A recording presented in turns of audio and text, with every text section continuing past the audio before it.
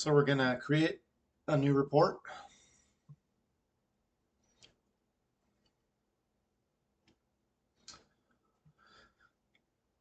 So normally you're going to have an email or you're going to have information in a document that looks like this. This shows, when the inspection happened, the address.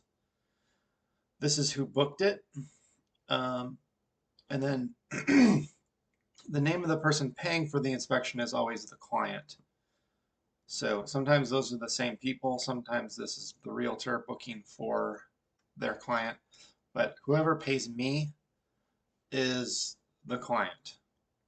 So um, again, okay, and then also this shows up if someone books online. If they don't book online, it's just I have all the information in text messages. So for the inspection I'm going to do today, um, they did not book online, so this information is not pertinent. Um, so we'll go back here, and I'm just going to fill this in based on the information I have in my phone.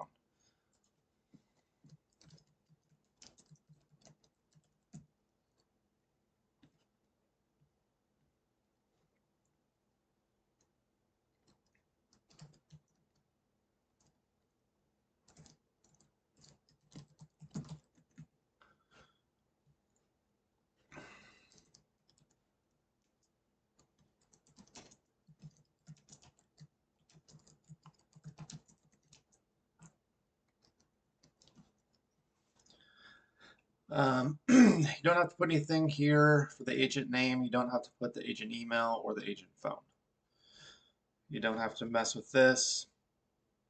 The inspection date, we want to put when this happened. So I did this one today at 1:30 p.m. So there we go. And then the cost, which was $545. Okay, so that's kind of all you need to do here, except for add the cover photo. So the cover photo is almost always going to be the very first photo.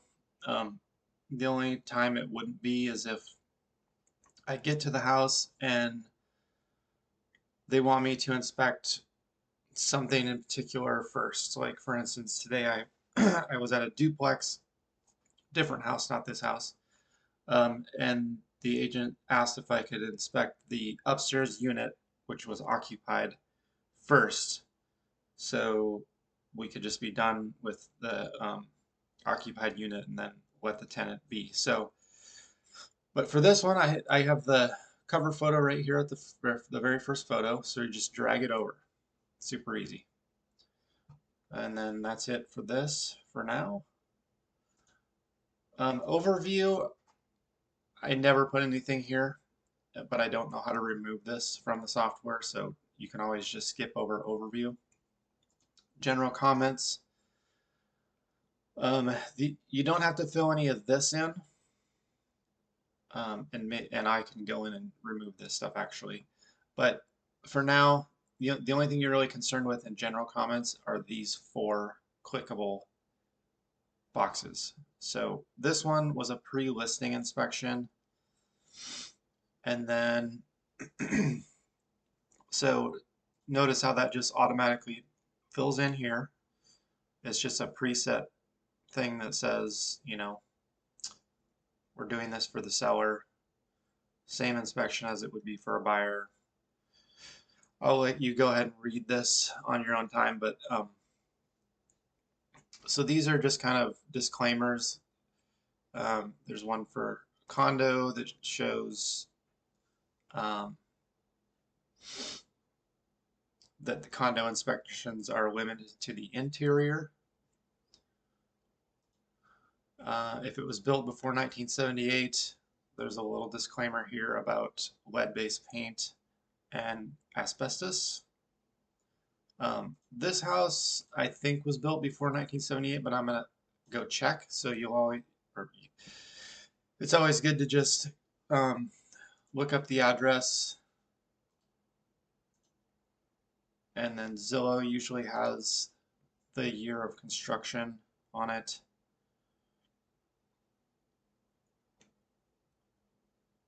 So here, year built 1952. So that is before 1978, so we're going to click that. And then it was an occupied house. And that just says that there are personal belongings in the house, which makes it a little hard to see everything. So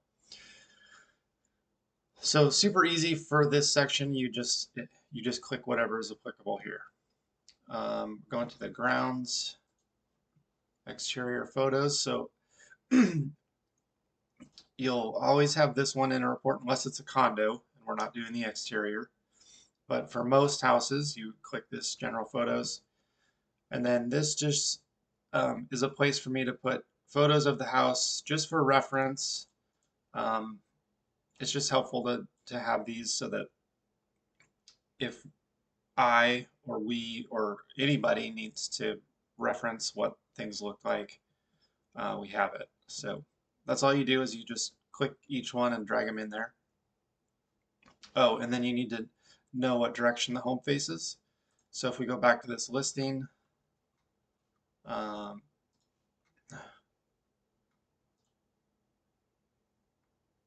and so this one, this is the front of the house, so this is facing east. So we go back here, and then to change these highlighted ones, you double click, and then you have all these available options. So we're just going to click east, changes it there. And then moving on here, clearance to grade means is the siding touching the ground anywhere? It wasn't at this house, so we would say standard. If the siding's ever touching the ground, you're gonna hit needs correction. And then you would click this one, which says that the siding's in contact with the ground. But again, we don't have that here, so we're going to leave that off. Downspout discharge was above and below grade. Lot description, it was not flat, but not steep, so kind of somewhere in the middle. Driveway was concrete, walkways concrete, patio concrete.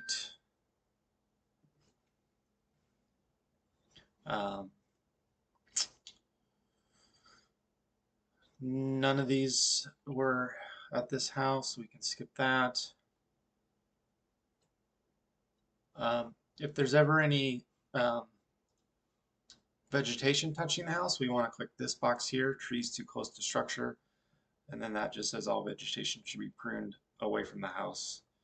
So there was some on the front here, so we just drag those in.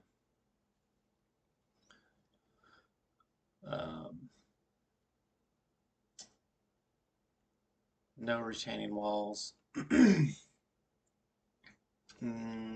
Okay, so the deck stairs here don't have a graspable handrail, so it needs handrail. There's one.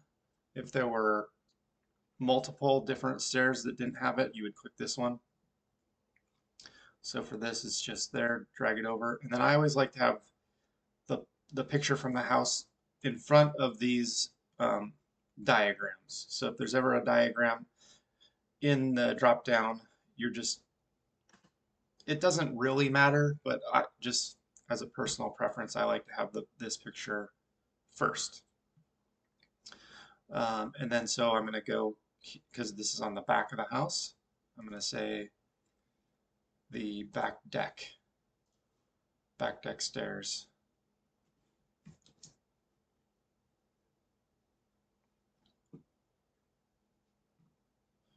Okay. Fences were, oh, the gate. There was a gate that's rubbing on this post over here. So that's just this box. Fence gate is sagging and rubbing on the post that it closes against. So then you're going to click this one, drag it in.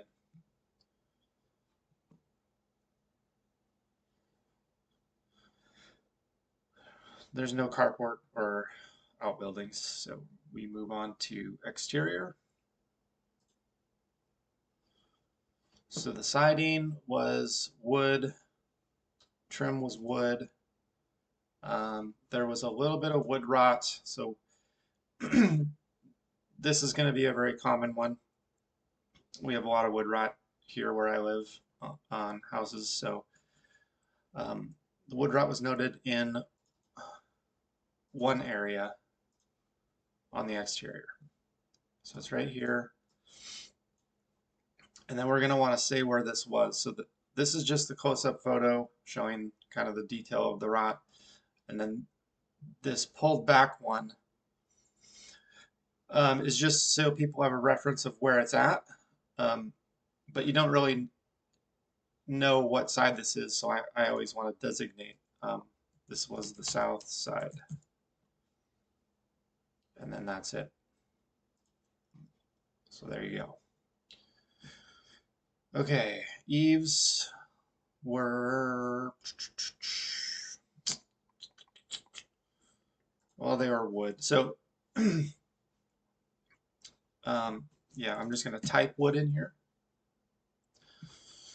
And then there were some damaged eaves. So right here, this soffit or eave, this is soffit material, is damaged. So I'm gonna, and I don't, so you see I don't have one of these boxes for this because this isn't a very common thing. The ones that are these orange clickable boxes, these are the most common things that I see. And so that's why these are preset in here. But a lot of times I run into things that just are kind of one-time deals or they're just not super common. So then you just have to type it in. So I'm just going to say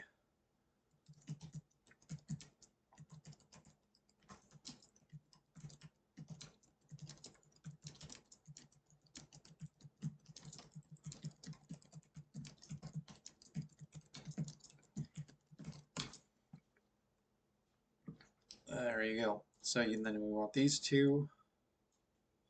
And then there was a couple more damaged boards on the back. Okay, so again, we have that detailed picture, and then I wanted to tell them where this is.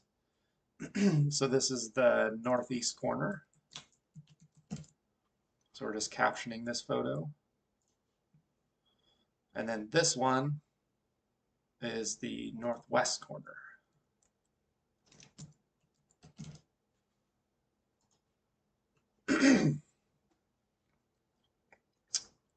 And then that's it for that one. Exterior doors were solid core and sliding glass. There were no issues with any of the exterior doors.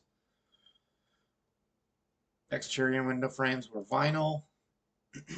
The deck was ground contract treated lumber. Ledger board was standard. Guardrail standard. Decking material was Trex. And then, so this photo right here is just, I just took a picture of the decking so that I could remember what it was. Because it could be wood, it could be Trex, it could be a lot of different types of materials. So I don't need to put this picture in the report, so I'm just going to click it and then hide it. Right here, hide it. And it just goes away. By the way, so the workflow that I like to do is just going through the left side here from top to bottom and just kind of filling it in from memory. And the goal is to get rid of all these pictures, right? If you don't have any more pictures over here, then you're kind of done. So you can see all my pictures all the way down. So we're just basically trying to work through these, get them into the report, and once you're done with all the pictures, the report should be done. But so I work through this side, this left side, just going down through it, grabbing pictures and putting them in as I go. And then when I get all the way to the end, there's usually some pictures left over. And then I will just go um, to the specific place that they need to be in the report. So, I might have skipped over something with the deck that I just didn't remember as I was going through. Um, and then the pictures will remind me, oh yeah, there was an issue with the deck. Click it, drag it in. Um, this deck, the only thing with this deck was that the stain on top of the railing was kind of peeling off. I don't have a clickable thing for that because it's not super common. Um, so I'm just gonna, again, I'm gonna type this one in.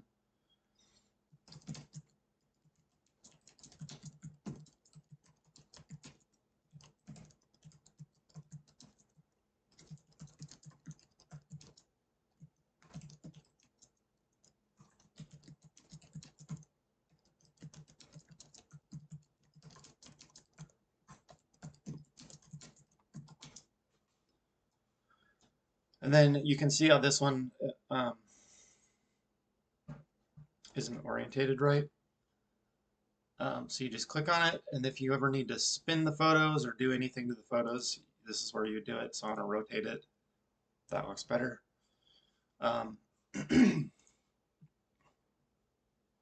so we're done with that one. Chimneys. There's a masonry chimney, and it did have flue liners. Now, if I go to the chimney section right here. So these are the flues. They don't have caps. So I want to click this rain caps. Rain caps and spark arresters are recommended for the chimney flues to prevent water damage to the flue. So I'm going to drag that one in there, and then I want to draw arrows to each one of these.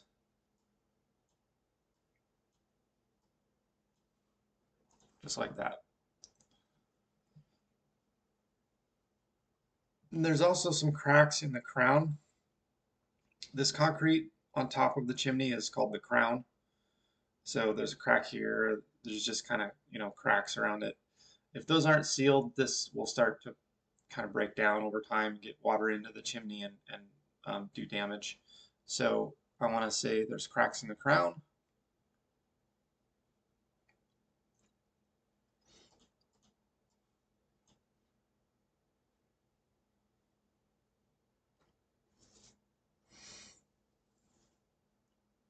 And then there's some failing mortar. So see how this mortar joint is loose. There's some of these mortar joints are kind of popping out. So I'm going to say failing mortar.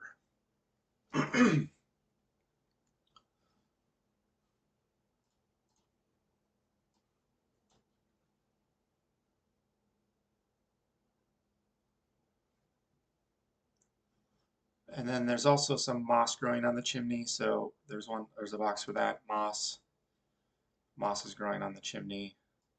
Click on that, drag it in. And then that's it for the chimney.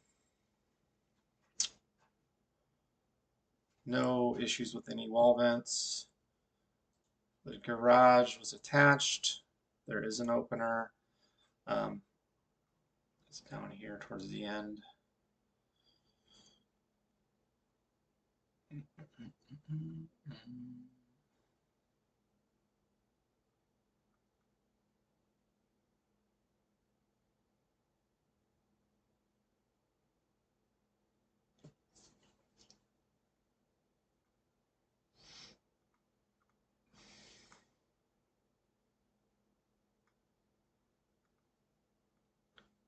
Okay, finally found the picture I was looking for.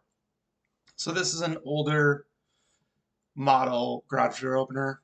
It doesn't have these safety sensors down here that stop the door if something's sitting in front of it, or if someone walks in front of it, or a little kid crawls in front of the door while it's coming down.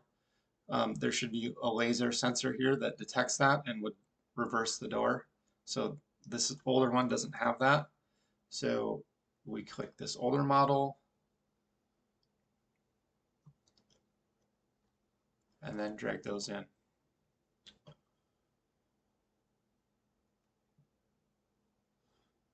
Garage door type was metal. Now, in the garage, okay, so the door that goes from the house to the garage is supposed to close by itself, and that stops fire from, if there's ever a fire in the garage, from spreading into the house. So we need to click this door needs self-close, and then drag that one in there.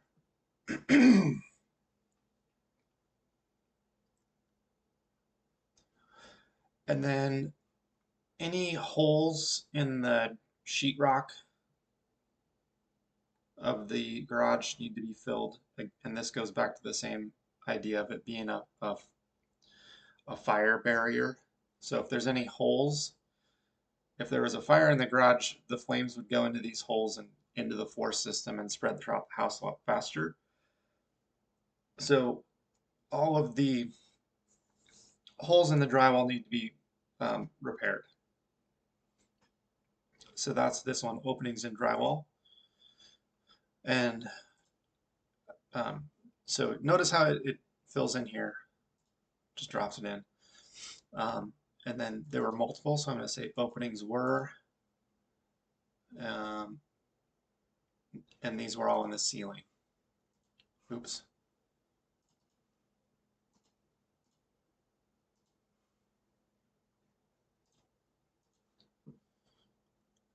So notice how you can change this wording, you can change this wording and this wording. So if you click on the first one, you're changing it from single to plural. So openings were, we have that. If you go to next, it was in the ceiling, boom. And then these. So a lot of these are just making things singular or plural, because it's just a pain to every time go in and change that around. So it's just easier to double click these and click through. So now we're gonna go find all these holes. So there's one, there's one, there's one, here's one, here's one, and here's one. There's a lot of holes in that garage ceiling. And that's all we really need to do there.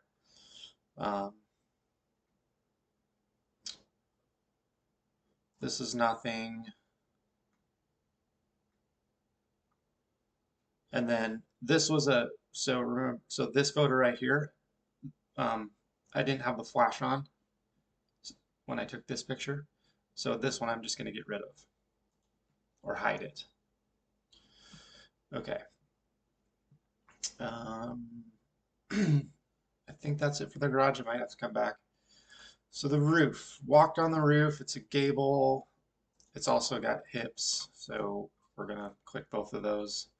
And a lot of this stuff, you know, if you don't understand what these mean, it'll come over time, and you can always ask me and I'll try to tell you what was there before you work on the report. So this was an architectural grade shingle. And then I always like to estimate how old the roof is. This one, I kind of know how old it was because on one of the roof vents, there's a little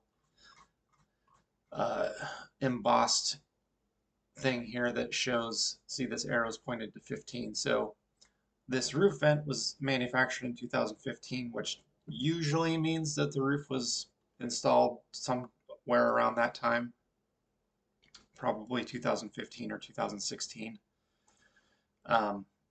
And so we can pretty safely estimate the roof to be, you know, 8 to 10 years old. So I'm going to click this architectural grade, and then I want to get the pictures of the roof in here. I need to spin this one.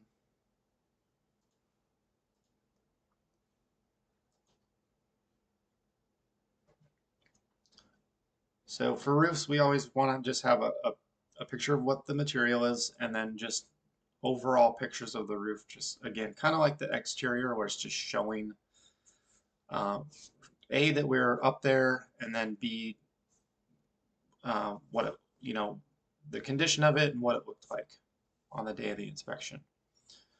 And then this roof had some moss on it. So see this moss here, moss, moss, moss. So here's one for moss. We don't like moss on the roof. So we're going to click all of these and drag them in.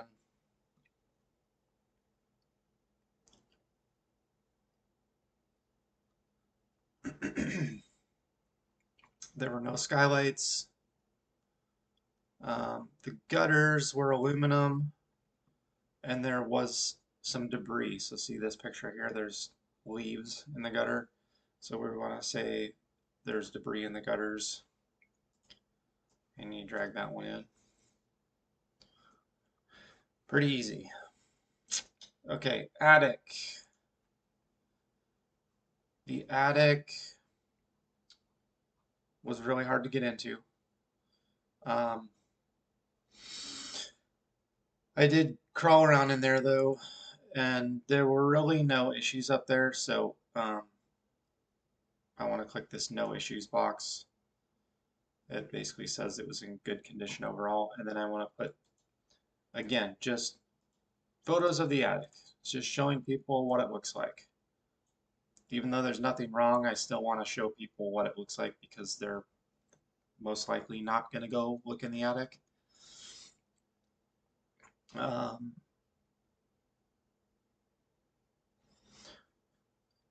Let's see, the roof framing, these are 2x8s, and then the decking is plywood, or the sheathing is plywood.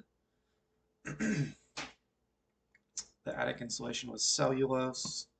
It's about an R38.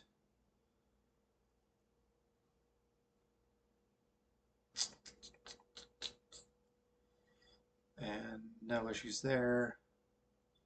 It had soffit vents and ridge vents. Electrical.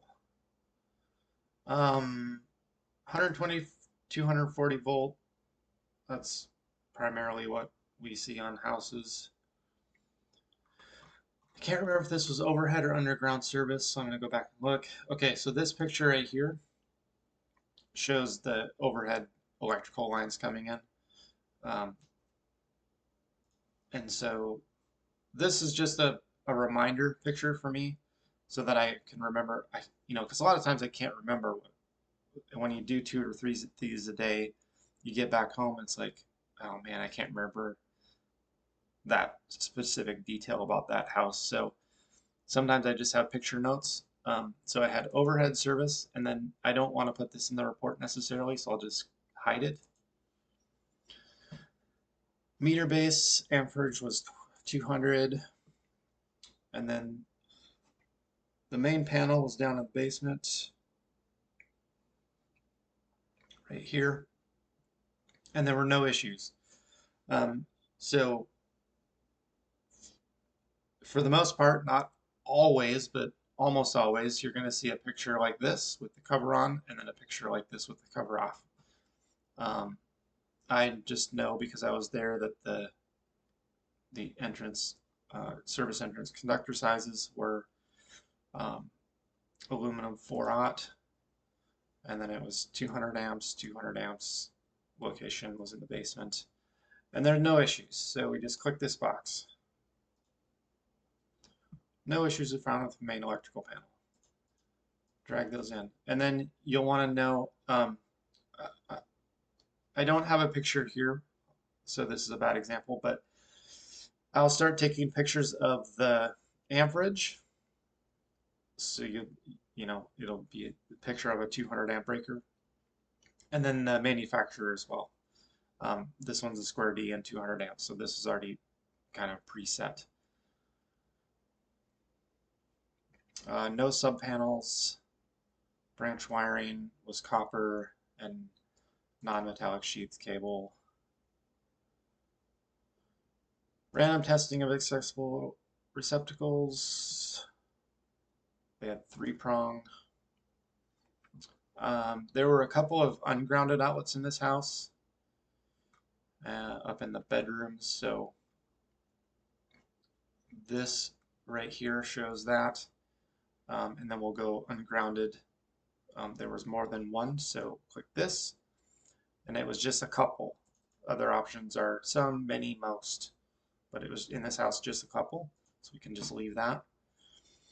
And there's one there, and there's one here. So I took this picture, found this one, found another one, but because I had taken other pictures in between, I kind of need to remind myself again what I'm showing. So we're just going to click this one, drag those in, move this to the front, and then say where these are. So this is the east bedroom, and this is the primary bedroom. And then this one I can just get rid of because I already have one that shows it. So I'm just going to hide that picture.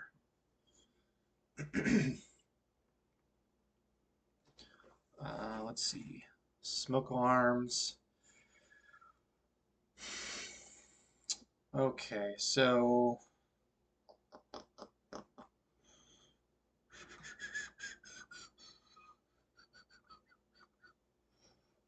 trying to remember what the smoke alarm situation was.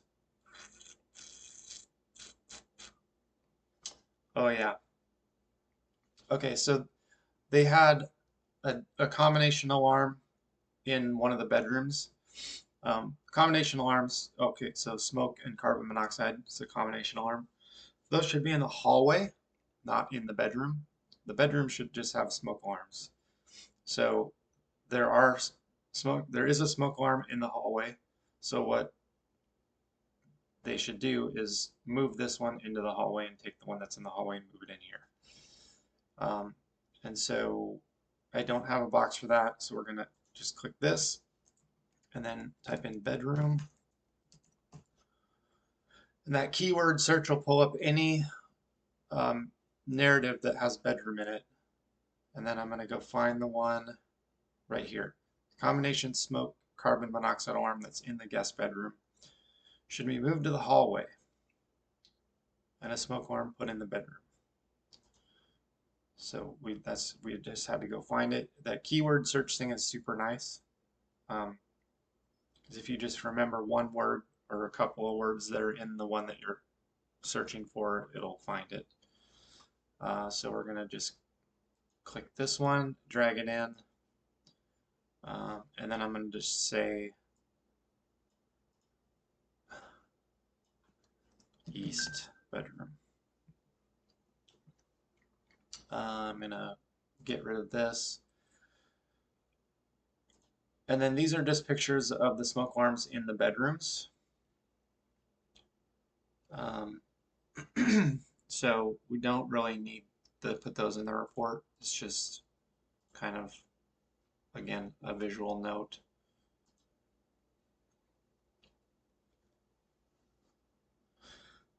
Okay. Grounding electrode conductor, this is present.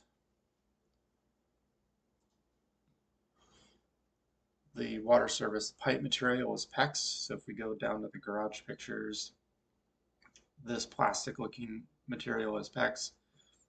So we're going to click these and we're going to say it's public water, no pressure reducing valve. This is in the garage, and then we're going to just put where it is. So we drag those in.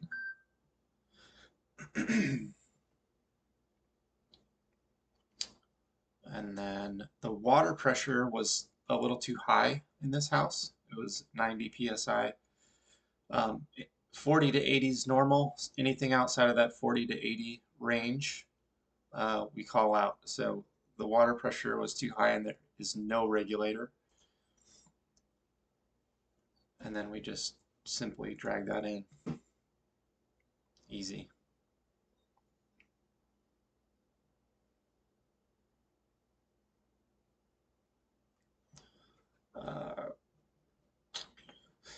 Distribution pipe was copper NPEX, good functional flow. Public sewer, ABS plastic. Water heater was a tank. So if we go back to the garage, here's your water heater. Here's the manufacturer, it's a Rheem. And then the year manufactured is going to be on this data plate right here, 2020. A lot of times you won't have this. It's coded into the serial number.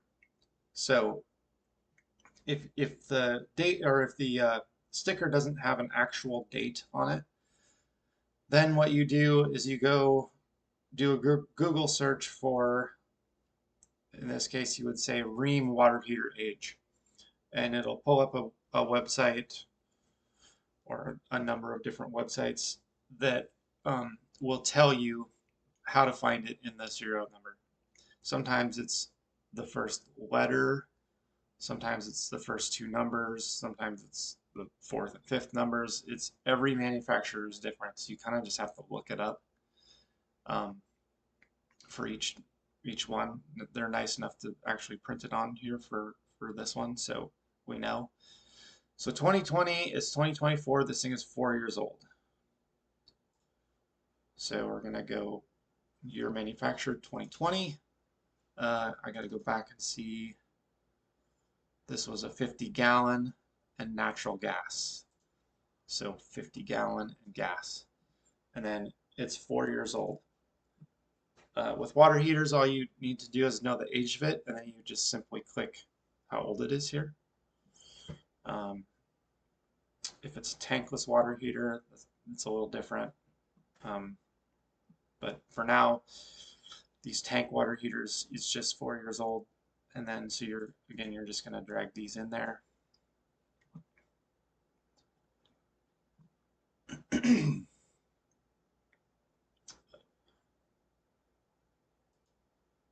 Seismic straps, yes. It does have an expansion tank. This is the expansion tank. It didn't have a catch pan, but it doesn't really need one because it's in the garage, and if it leaks, it's just going to drain onto the concrete floor and out. So it's not needed. Overall, yeah, water heater looked good. Oh, there was a little bit of corrosion on one of these pipes coming off the top of the water heater. So that's a box here corrosion pipe above WH's water heater. Corrosions were noted on one of the galvanized steel pipes on top of the water heater. This first picture was kind of blurry, so I'm just going to get rid of that one. And then, so I got this one and this one. And then for this, I might just put an arrow, just kind of make it super obvious where the corrosion is.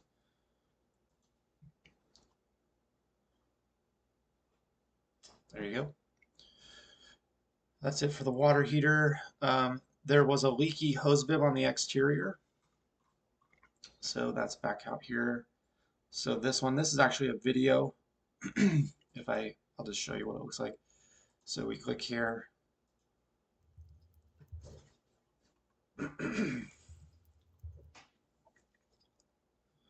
Close that back out. So we're going to click leaky hose bib. This was on the back of the home.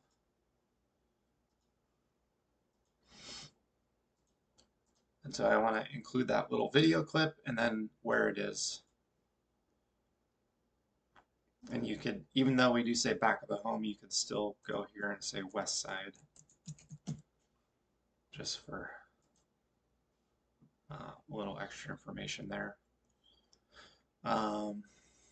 No other sinks, no sewage ejector pump, no sump, pump, or drain.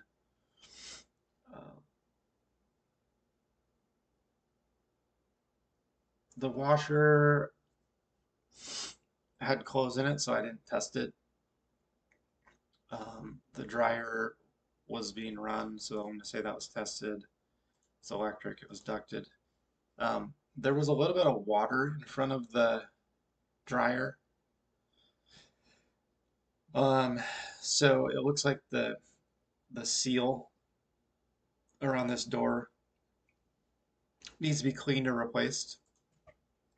So, and I don't have a, this is not common, so I have to just type this in. Um,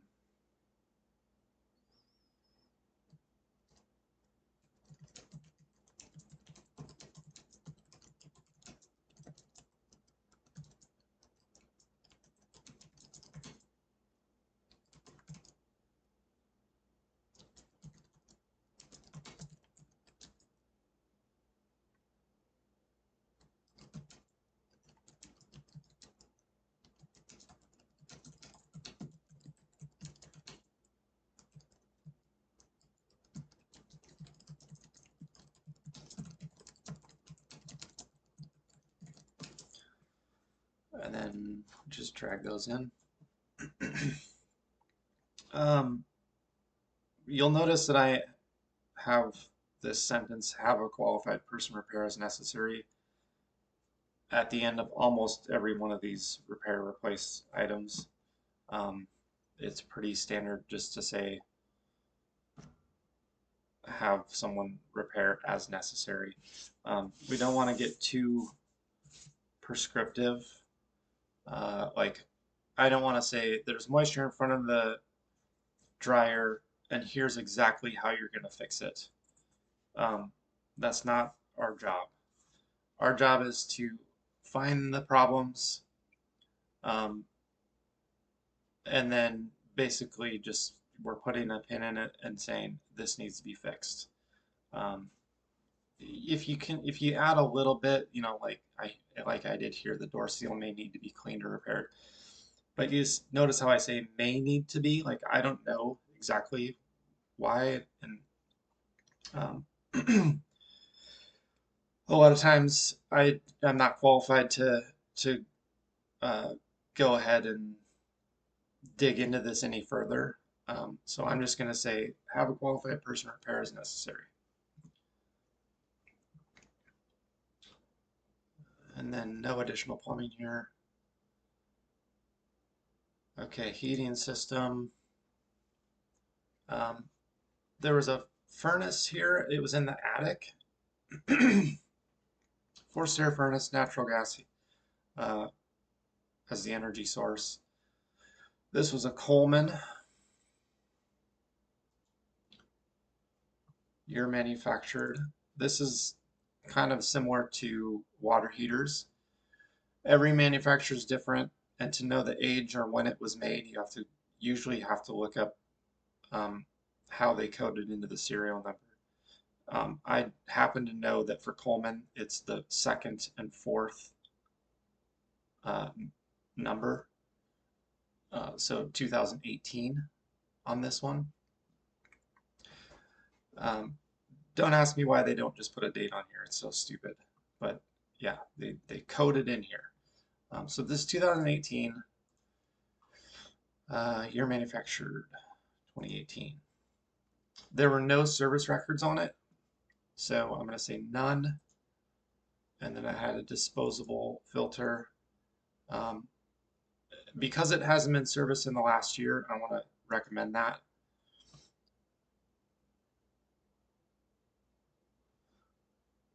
And then I want to drag all these photos in there.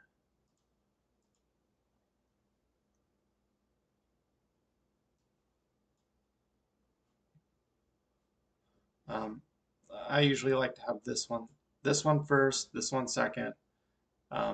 This is not a very good picture because sometimes in the furnaces, uh, like the firebox isn't super visible. But I always like to try to take a picture of the flames just to show that it was running when I was there. Um, that one can be there, and then the data sticker here.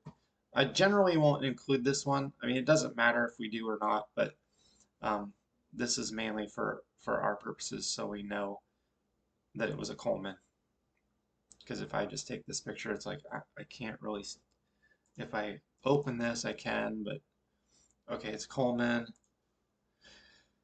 But it's easier to just get rid of that. Okay. And then this was 2018, so this is 6 years old. And um, there were no records, so I don't want to say records indicate, I want to say no records were present to indicate that the furnace has been serviced in the last year. There's kind of some funky stuff with this furnace. So this is up in the attic, and this thing was nearly impossible to get to because of the ductwork in the way and where the attic access hatch was. I basically had to crawl through insulation and in and around ductwork that had all this dust on it. When I came out of there, I was completely covered in insulation. Definitely above and beyond what I would normally do, but I wanted to get a picture of this furnace. So see, the furnace is sitting here. The attic access hatch was like over here, and I had to crawl back around here and through all this ductwork and over the top of the furnace to get over here. It was kind of ridiculous. So I want to make a note of that because we're recommending a service, but a lot of people won't go service this because it's almost impossible to get to the front of this thing. You have to do like gymnastics to get over there.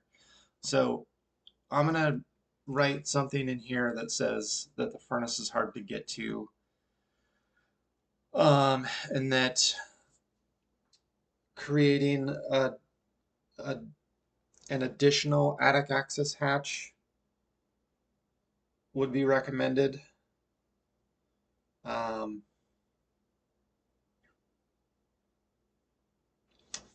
And also the filter is up there, so the filter is probably never going to get changed because nobody's going to go crawl through this crap to go change this filter. This is just kind of a poorly designed, well, it's just a bad location for a furnace, and especially the filter, because nobody's going to go in their attic and change the filter. So I'm going to say, just going to type this in here.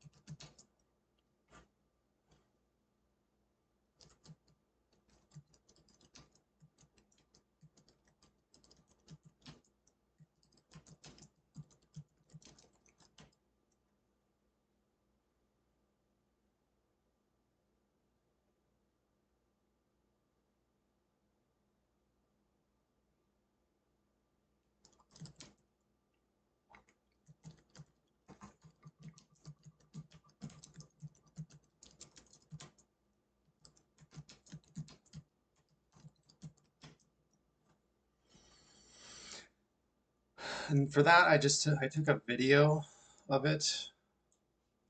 We'll just play that.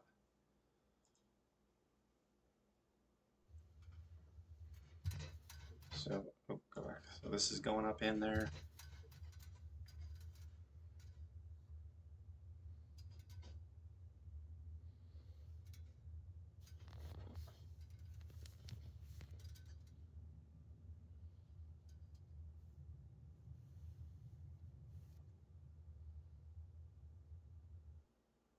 So you can see, it's doable, but it's just a pain in the neck to get over to that furnace. So um, we'll close that, so cancel, and then, okay, so I've got that in there. And that's not necessarily a repair item. It's more of a recommended improvement. So I'm going to switch that. And then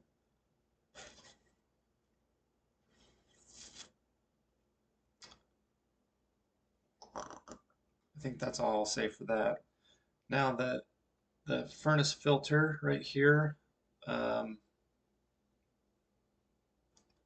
before we get to the filter, there's one other thing.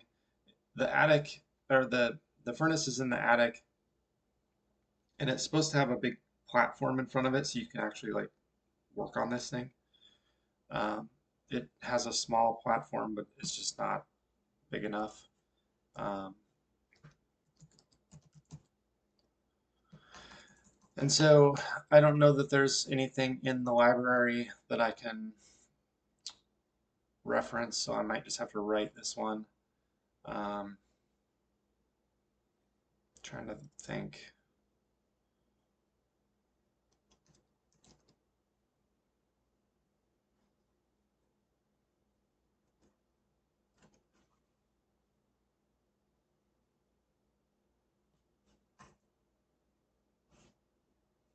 Here, okay, here's one. Heating system does not have an adequate working um, clearance. I'm going to say working platform.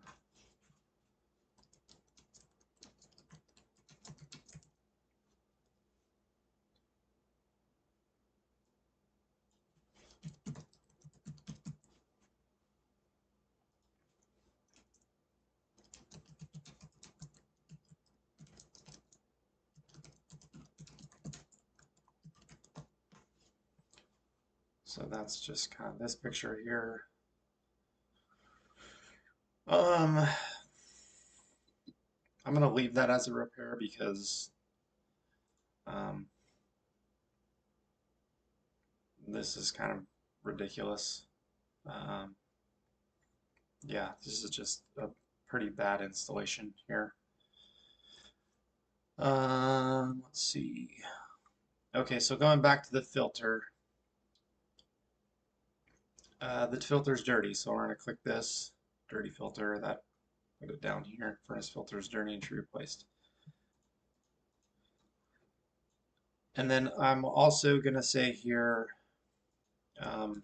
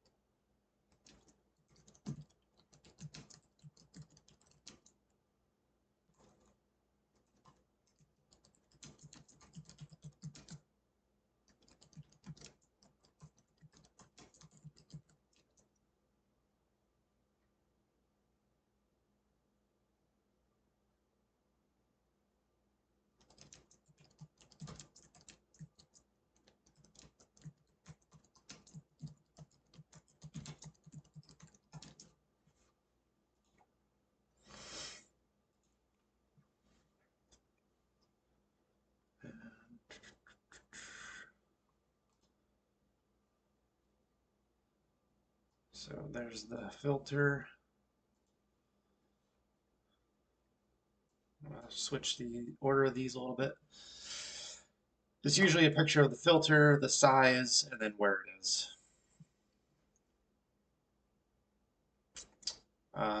There's no air conditioner here, no heat pump, heating and cooling distribution, heat source in each room was present. It was ductwork. No other additional heat sources.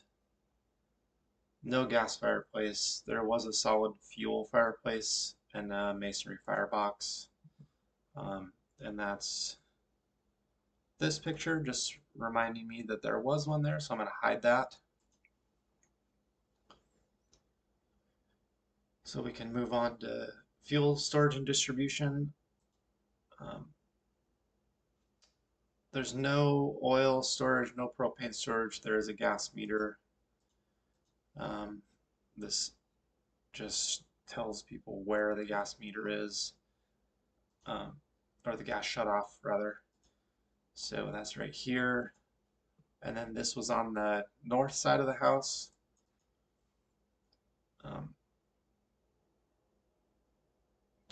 Where's north? There it is. And then, so see there's some rusted pipes here. This is the gas piping, rusted gas piping. So we're going to just click rusty pipes and drag this in here.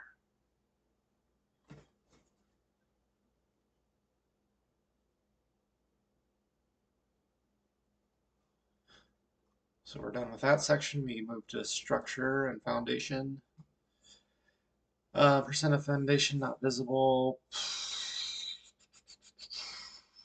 about 80%. Not visible. Basement. Slab on grade. Concrete.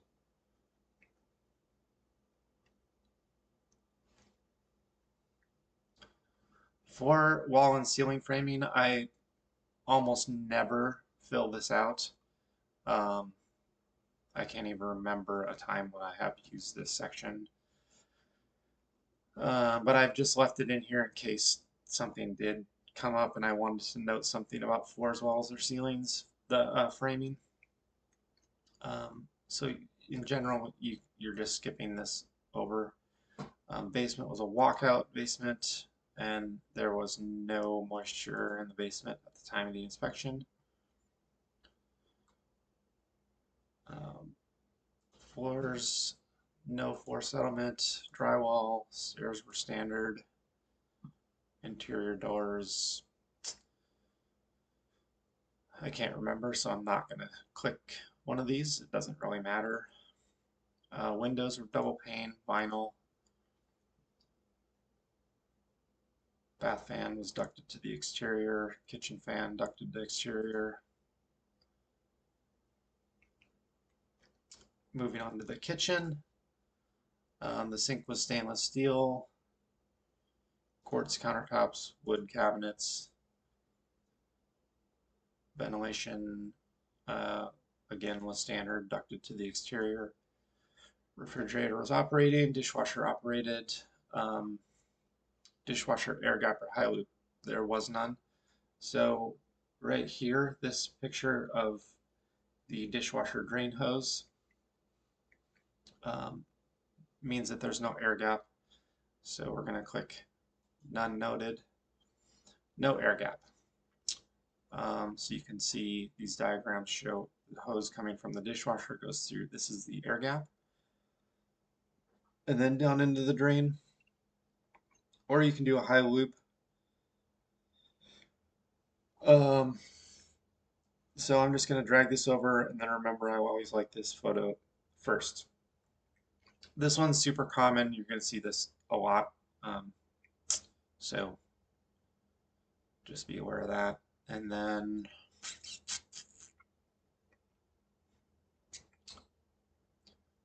the range was gas. This is just a note, so I'm going to get rid of that. But this just reminds me that it was a gas range. And then the disposer was operated.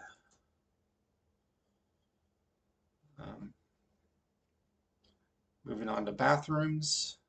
Sinks were ceramic, toilets were tested, bathtub tested, the basement bathroom shower, the shower arm was loose. So that's this pipe coming out of the wall here. When I play this video, Yeah, so that shouldn't wobble around like that. So we're gonna say loose shower arm right here. And then we're gonna include that video and then this here. And then we have to say where it was and for the shower in the basement bath.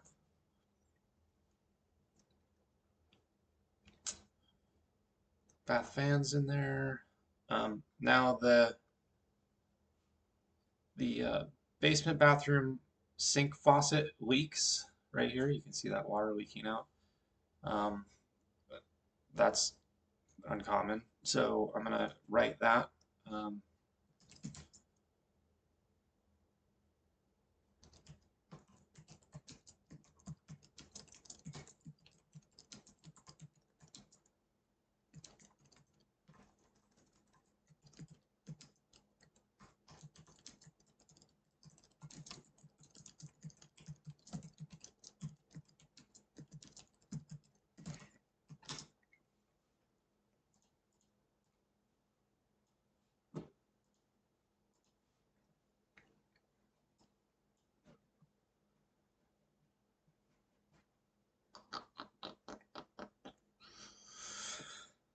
Um, and then in the main floor bathroom, there was a little bit of moisture damage to the wall just outside of the bathtub here.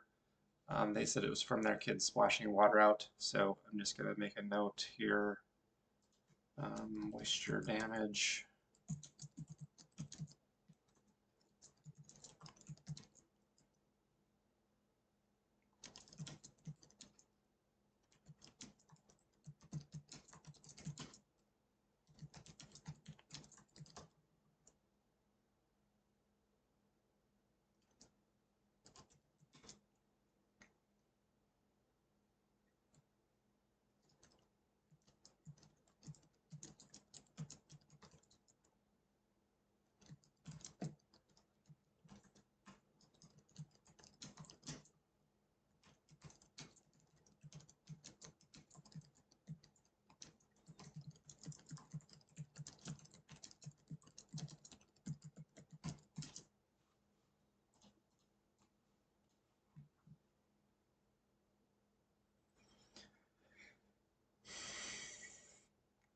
So you can see we're getting close, you know, we don't have many pictures left.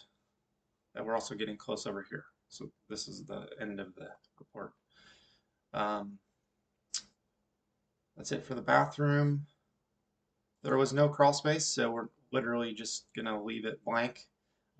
If we don't click anything in here, it won't show up on the report. Um, so we're just not gonna touch this section. There was no pool or hot tub or anything. This closeout checklist is for me when I'm on site. I'll just go through this when I'm done to make sure I've done all these things. These are things that can get missed or forgotten easily. So you don't have to do anything with this. And then the last one is the disclaimers. So um, this should be clicked for every single inspection. It just goes through kind of the limitations of the inspection, the disclaimers, the scope of the inspection, blah, blah, blah. Just kind of a cover your butt type of thing. So we've gone all the way through here to the end, and we have these pictures left over. So then I'll usually just go back up to the top. This is kind of weird.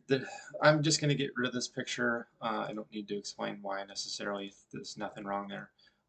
But here we don't have a handrail, so I'm going to go back up to grounds, exterior stairs. So actually there were two sets of stairs. So I'm going to get rid of this one. Okay, and I'm going to hit the needs handrail multiple. And then we're going to drag both of these in there.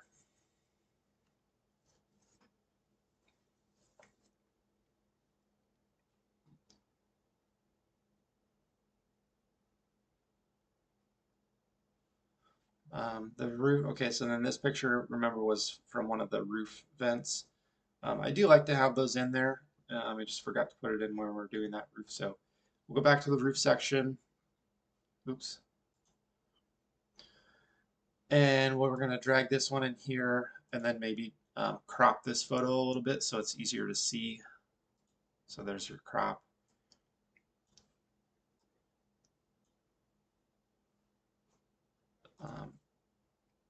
And then if we click back into it, I'm going to caption it as 2015.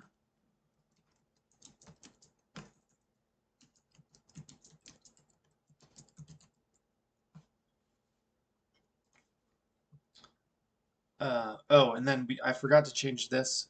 Remember how we said the roof was um, like 8 to 9 years old? I'm going to change this. Um,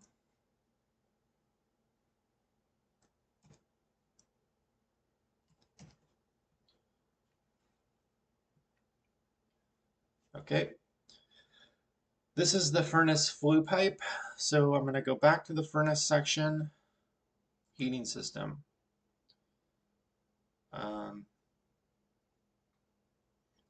And this should have a screen on it to keep birds out of it. I'm going to click here, no screens on flues.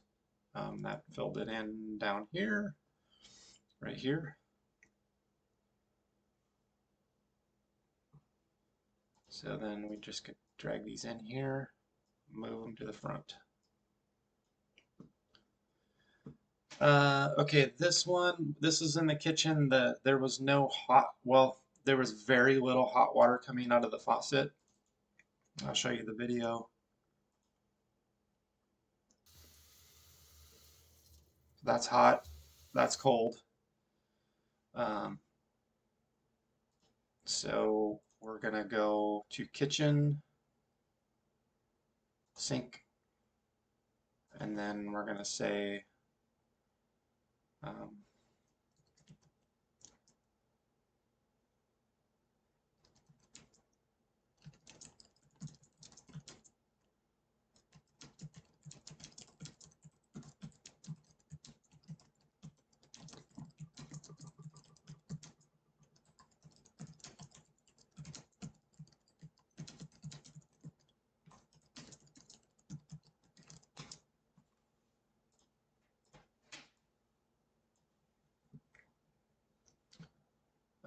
these are called S traps. So after this is the P trap. We need a vent before this thing turns down. So I'm gonna go to bathrooms, and we have S trap. And there are two, so I'm gonna have to say S traps were noted at the main floor bathroom sink drains.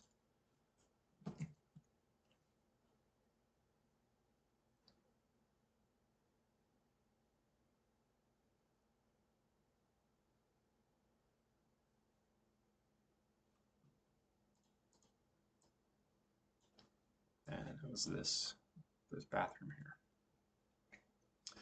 This picture is the tub spout.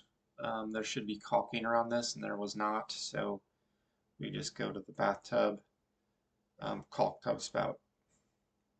Caulking is missing. And then this is I don't have one that says main level, so we're just going to type it in. Main level bathroom. Bedroom windows are too high off of the floor, and they're too small to be code compliant egress windows, which means egress means I need to be able to get out of this room if there's a fire in the house. If the window's too high off the floor, it's hard for little kids or old people or just anybody really to get up and out of this window. And then it's too small of an opening. So just difficult windows to get out of. So we're going to say we're going to go to interior windows, and I have one here that says non-egress too high and too small. Sometimes they're just too high and the window opening is big enough. Sometimes they're, you know, at a normal height, but the opening is too small. These, they're both. So we're going to say that they are too high and too small. And then it was just the bedrooms on the main level. So I'm going to say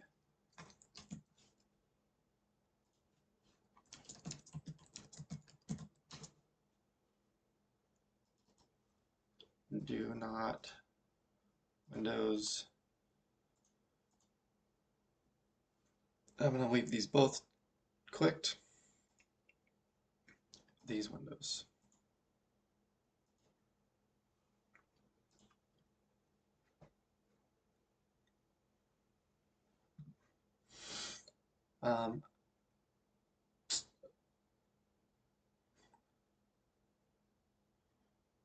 This shows how high off the floor they are. This shows how high they, or how tall the window is. So I'm going to put both of those in there and then all of these. And that's kind of it. That's all I need to do there.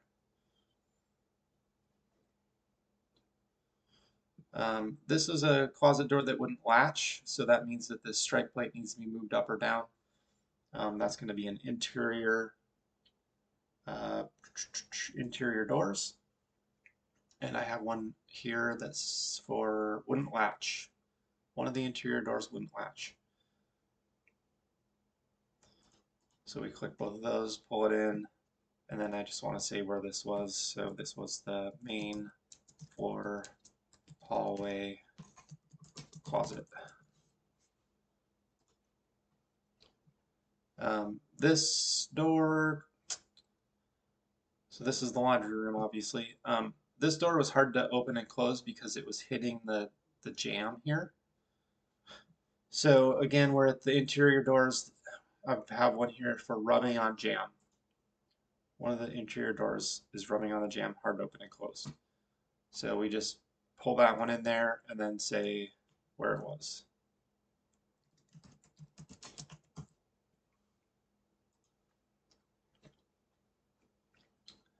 Pretty straightforward there. This is just a picture of all the stuff in the garage, and I do have a note in the garage section that says stored items.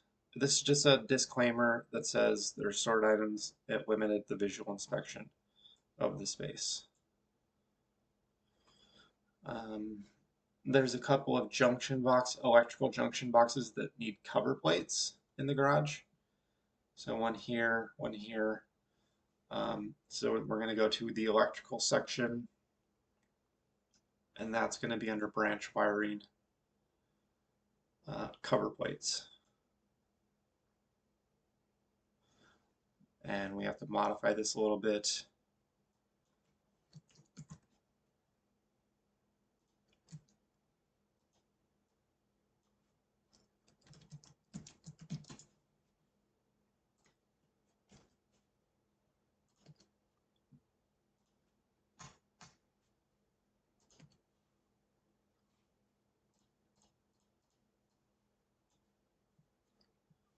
And we're almost done. Two more pictures. So this was a fairly large crack in the foundation in the garage. Normally, what you would do is you would go find the structure and foundation section, and you would click this large crack. This one, because the owners were there and they told me that they were aware of this, and they had this repaired. Basically, they had some pilings put under the footings to stabilize, and they leveled out the house and stabilized everything. So, but this crack looks ugly. Anybody that sees that's gonna think that there's a major problem. But because I know that it was repaired, I want to make a note of it. So I don't want to have this note. I'm just going to type something in that kind of explains that there's a crack and that the owner said that it had been repaired.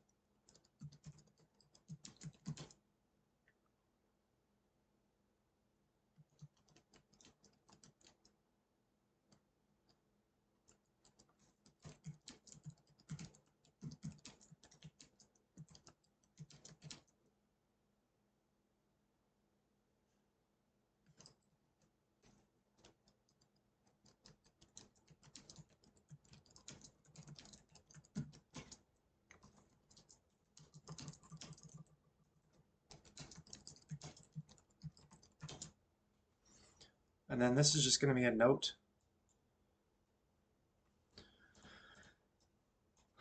And we're done. The only thing left to do is proofread it, basically. So to do that, I'll just hit this preview button, and it produces the report. And then I'll just go through and proofread this. I won't do that on this video, but after you've proofread it, if you find something, you go back and you fix it. Then you're going to publish the report. You always want to hit publish without sending email. We don't want to send this email. We just want to publish it. So just always hit publish without sending email. And then if you go back up to client property information, you'll see it's publishing here.